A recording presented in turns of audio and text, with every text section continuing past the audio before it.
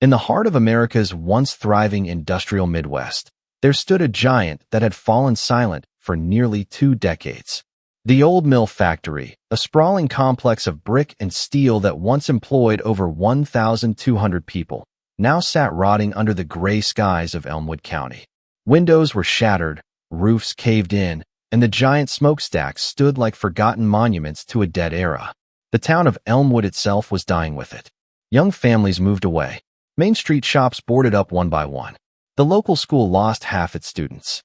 People whispered the same hopeless words in every diner and bar. This town is finished. But in 2018, one man refused to accept that verdict. His name was Marcus Kane. Marcus was 42 years old, a quiet, no-nonsense industrial engineer who had spent 20 years working for big corporations in Chicago. He had a wife, 2 young daughters, and a comfortable life. But something inside him had grown restless. Every time he drove back to his childhood hometown of Elmwood to visit his aging parents, he felt a deep ache seeing the place slowly disappear. One rainy October afternoon, Marcus stood alone at the chain-link fence surrounding the abandoned factory. Rain dripped from his dark blue work shirt and brown leather jacket. His short dark hair was wet, and light stubble covered his jaw. He gripped the rusty fence with calloused hands and stared at the decaying buildings. Most people saw ruins. Marcus saw possibility. He had done his research. The factory had once produced high-quality furniture and wooden fixtures for the entire region. The machinery, though old, was solid American engineering. The location was perfect, right beside the old railway line and only 40 minutes from the interstate. But after the 2008 financial crash and cheap overseas imports, the owners simply walked away, leaving thousands unemployed and the county in freefall. Local leaders had tried everything: tax breaks, grants, even desperate pleas to big corporations. Nothing worked. The factory became a symbol of failure. Kids dared each other to sneak inside at night. Ghost stories spread. The county had officially given up. But Marcus couldn't let it go. That night, sitting at his parents' old kitchen table, he spread out papers, maps, and financial projections under the dim light. His wife, Sarah, watched him with concern. "Marcus, this is crazy," she said softly. "We have a good life in Chicago. The girls are happy. Why would you risk everything on a dead factory in a dying town?" Marcus looked up, his eyes steady and determined. "Because if we don't do something, there won't be a town left for our girls to come back to." He wasn't rich. He wasn't famous. He had no powerful investors behind him.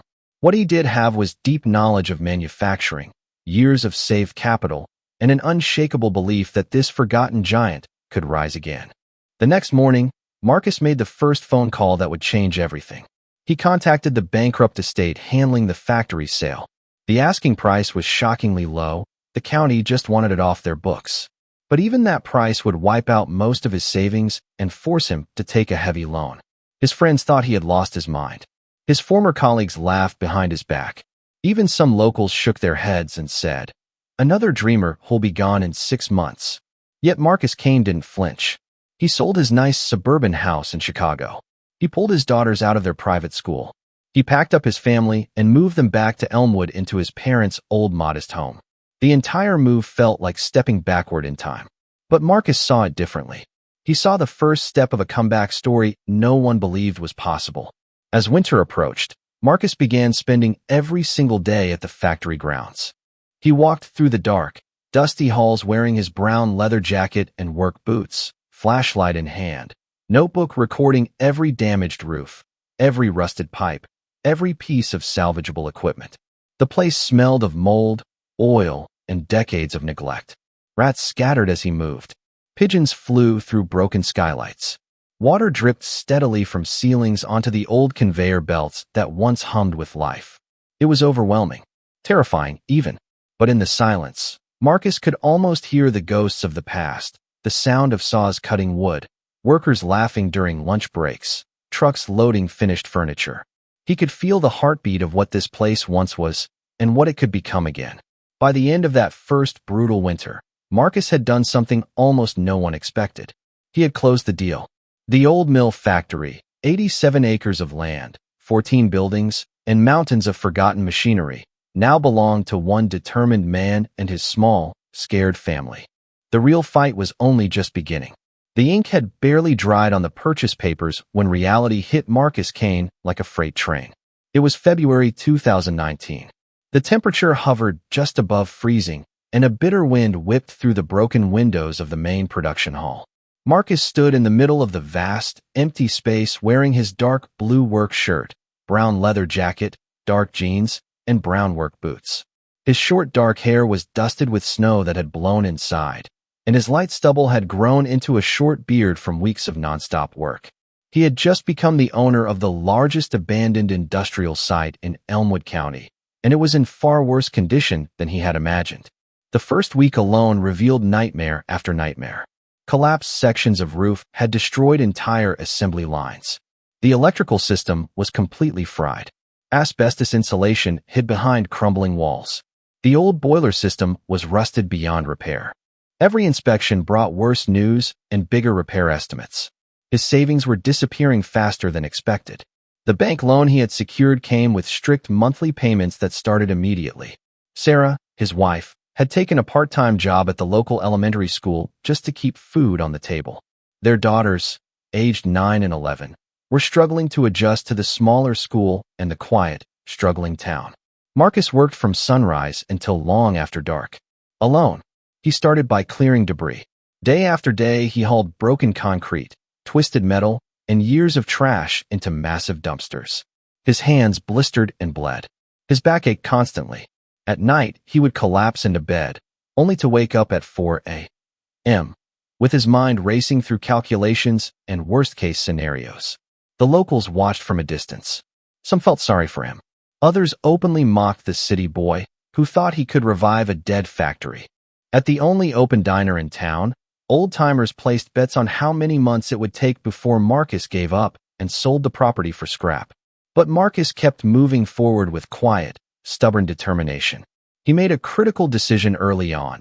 He would not try to compete with cheap overseas furniture manufacturers. Instead, he would focus on high-quality, custom wooden fixtures and architectural millwork, products that required skilled craftsmanship and could command premium prices. Things like custom church pews, luxury restaurant tables, and historic building restorations. Products that big factories overseas couldn't easily replicate. To do that, he needed skilled workers. But almost all the old experienced mill workers had either retired, moved away, or given up on the industry entirely. So Marcus did something unexpected. He started knocking on doors.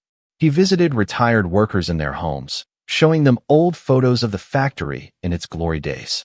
He sat in living rooms drinking coffee and listening to their stories. He promised them something radical: fair wages, profit sharing, and a chance to teach the next generation the dying art of fine woodworking. Slowly, a few veterans started to believe. First came old Harold Jenkins, a 68-year-old master carpenter who hadn't touched a saw in 8 years. Then came Maria Torres, a 52-year-old machinist who had been forced into early retirement. Then a handful of younger men and women who were tired of driving 2 hours each day for minimum wage jobs in the next county. Marcus didn't have money for big advertisements. Instead, he offered something more valuable: dignity and purpose. By late spring 2019, he had assembled a small core team of 18 people. They began the back-breaking work of restoration together. They patched roofs with whatever materials they could afford. They cleaned decades of grime off the surviving machinery. They rewired sections of the building using salvaged copper wire and donated equipment from sympathetic local businesses. Every dollar was stretched to its limit. There were moments when it looked like everything would collapse. In May, a heavy storm caused a major roof failure in the main warehouse, destroying months of cleanup work and several restored machines. Insurance barely covered half the damage. Marcus stood in the pouring rain that night, water running down his brown leather jacket, staring at the destruction with exhausted eyes. For the first time, doubt crept in hard. He called Sarah from the site, voice cracking slightly. "I don't know if I can do this," he admitted. Sarah's reply was simple and fierce. "Then do it for the girls. Do it for this town that raised you. We didn't come back here to quit." That night became a turning point. Marcus gathered his small crew the next morning. Instead of despair, he gave them a vision. He told them they weren't just fixing a factory, they were rebuilding the future of Elmwood County. Every beam they saved, every machine they restored, was a message to the world that this town refused to die. The crew responded with renewed energy. Through the hot summer of 2019, they worked 6 and sometimes 7 days a week. Marcus led by example, working harder than anyone. His dark blue work shirt was often soaked with sweat, his hands permanently stained with grease and sawdust. He learned every worker's name, their family struggles, and their dreams. By September, the main production floor was finally dry, safe, and partially powered. The first test runs on the restored saws and planers produced beautiful, smooth oak and walnut boards, the kind of quality that had made the factory famous decades earlier. Word began to spread quietly around the county. A few local contractors placed small trial orders. A historic theater restoration project in the next state heard about the quality and sent a big inquiry. A boutique hotel chain reached out after seeing photos of the revived machinery. It wasn't enough to make profit yet. Far from it. But it was enough to keep the lights on and the dream alive. As autumn leaves turned gold and red across Elmwood, Marcus stood on the newly repaired loading dock one evening. The sun was setting behind the smokestacks. His short dark hair moved slightly in the cool breeze. He looked out over the town that had been slowly fading away. For the first time in almost a year, he allowed himself a small, tired smile. The factory was breathing again. But the biggest challenges and the greatest rewards were still ahead. The real test of whether one man's contrarian gamble could actually save an entire county was only just beginning. By the winter of 2020, the old mill factory was no longer a rotting corpse on the edge of town. It was alive, humming with the sound of saws, planers, and the voices of people who once again had purpose. Marcus Kane walked through the main production hall wearing his signature dark blue work shirt, brown leather jacket, dark jeans, and brown work boots. His short dark hair was now streaked with a little more gray from the stress, and his light stubble had become a neatly trimmed short beard. Sawdust clung to his jacket as he moved between workstations, checking quality with the same quiet intensity he had shown since day one. What started with just 18 brave souls had grown to 87 full-time workers. Many were locals who had given up hope of ever finding good-paying jobs in Elmwood again. Fathers and mothers who could now afford to keep their families in the town where they grew up. Young apprentices learning skills that were almost lost forever. The transformation was visible everywhere. The once dark, leaking halls were now bright and organized. New LED lighting illuminated long rows of restored machinery.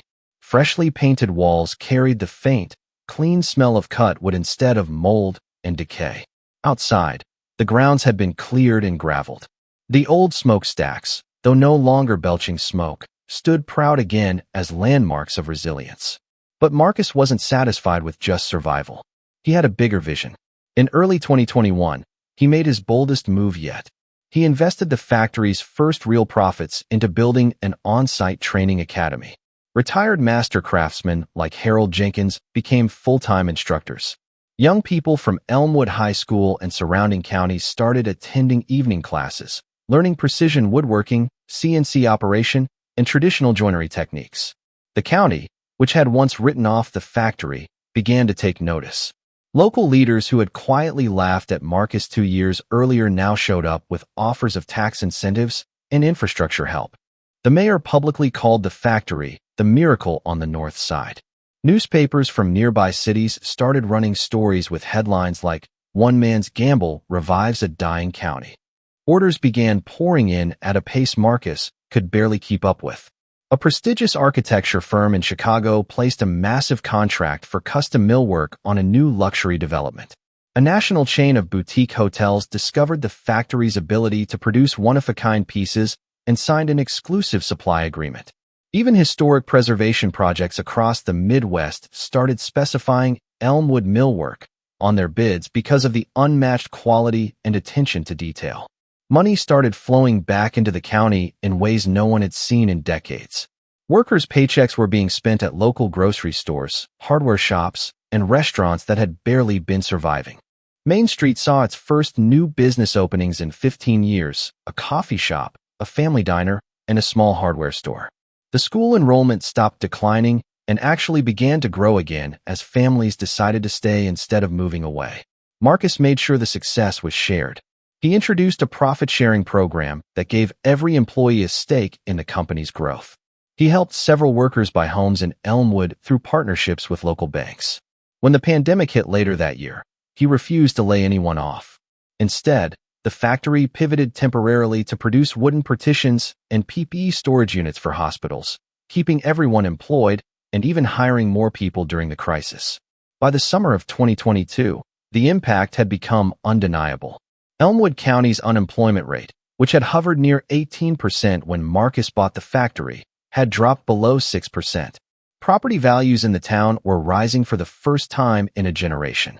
Young people who had left for big cities were starting to return, drawn by good jobs and a renewed sense of community. One golden afternoon in July 2022, Marcus stood on the same loading dock where he had once felt overwhelming doubt. The sun bathed the entire factory complex in warm, cinematic light. Trucks were lined up, loading beautifully crafted furniture and millwork destined for projects across the country. Workers waved as they passed him, many stopping to shake his hand or share a quick story about how the factory had changed their lives. His wife Sarah and their 2 daughters joined him. The girls, now older, looked around with pride at what their father had built from nothing but stubborn belief. Marcus didn't see himself as a hero. He saw himself as someone who simply refused to let his hometown die quietly. But the town saw him differently. In a special ceremony held on the factory grounds that fall, the county honored Marcus Kane with the key to Elmwood and declared Marcus Kane Day. Hundreds of people showed up, workers, families, local business owners, teachers, and even some of the skeptics who had once bet against him. As he stood on the stage in his dark blue work shirt and brown leather jacket, looking out at the crowd, Marcus spoke with quiet emotion. This factory was never just about wood and machines. It was about believing that a place, and its people, still had value when everyone else had given up. We didn't save the factory. The factory helped save us all. The camera would slowly pull back here, showing the full factory complex buzzing with life. The town of Elmwood in the distance with cars moving on newly repaired streets, children playing in parks that were once empty, and the proud smokestack standing tall against a beautiful sunset sky. What had once been a symbol of decline had become a beacon of hope. Marcus Kane's contrarian decision, buying an abandoned factory when everyone else saw only ruins, didn't just create a successful business. It sparked an economic resurrection for an entire county. Today, the old mill factory continues to grow. New buildings have been added. The workforce has expanded beyond 200 people. Plans are underway for a second facility focused on sustainable timber products. And Elmwood County, once